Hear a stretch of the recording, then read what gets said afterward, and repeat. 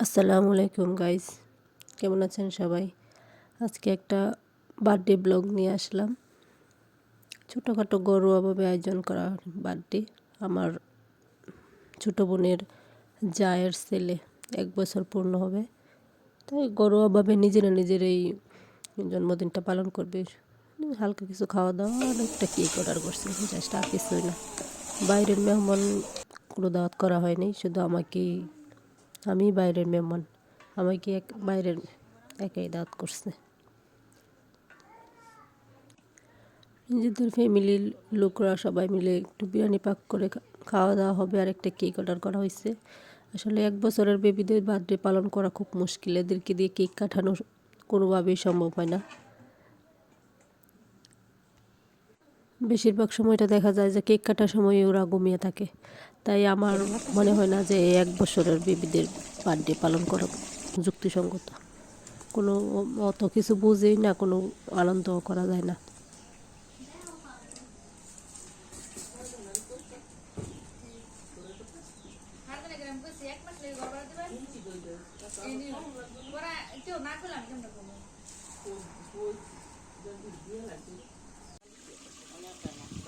গরুর মাংস দিয়ে বিরিয়ানি পাক করা হবে।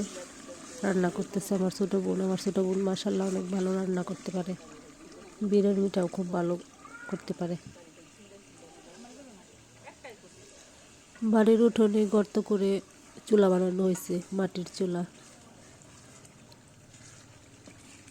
মাংসটা রান্না করা অনেক ভালো হয়েছে, দেখতে অনেক সুন্দর লাগতেছে। বিরিয়ানি রান্না করতে করতে রাত হয়ে গেছে, তাই আর 1 পাতিল উঠানে বসানো হয়েছে, আর 1 পাতিল রুমে গ্যাসের চুলায় বসানো হয়েছে। উঠানে এরা সবাই মিলে 1 পাতিল রান্না করতেছে, আর গ্যাসের চুলায় আমি দেখাশোনা করতেছিলাম বিরিয়ানিটা কি কোন পর্যায়ে আছে।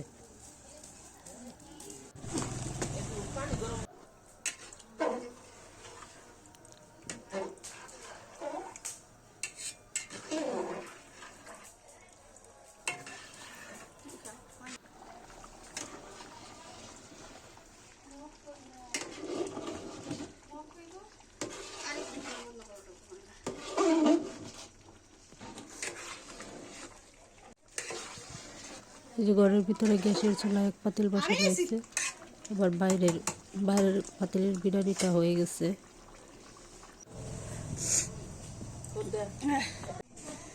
বিরিয়ানি রান্না করা খুব ভালো হয়েছে, খুব মজা হয়েছে। খাওয়ার ভিডিওগুলো করতে ভুলে গেছিলাম, তাই খাওয়ার ভিডিওগুলো করি নাই। খাওয়া দাওয়ার পরে বাচ্চারা সবাই মিলে একটু ঘর গুছাইতেছে। প্রথমে ভাবছিল যে ঘর গুছাবে না, ঘরটা সাজাবে না, তো হঠাৎ করে ভাবলো যে করি যখন একটু সাজগোজ করে নিই। তা আমাদের এলাকার বাজারে তেমন কিছুই পাওয়া যায় না, তাই সামান্য কয়েকটা বেলুন নিয়ে আসে, শুধু একটু হালকা করে একটু সাজাইল বাচ্চারা। এখন কেক কাটার জন্য প্রস্তুত।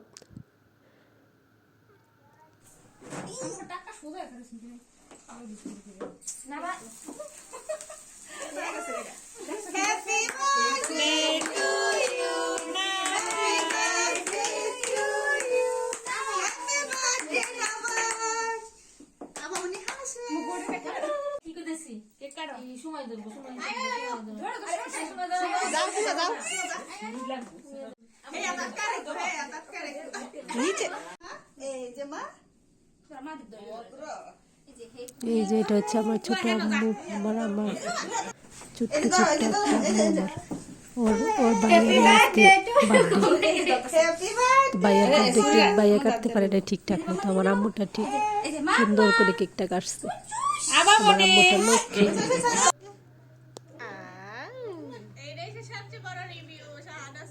আমার আম্মুটা কেক খাচ্ছে।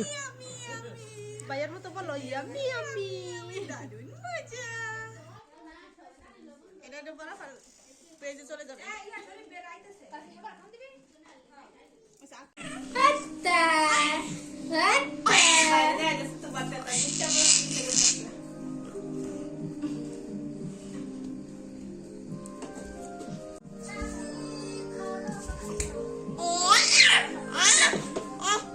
ভাউদের হস্তু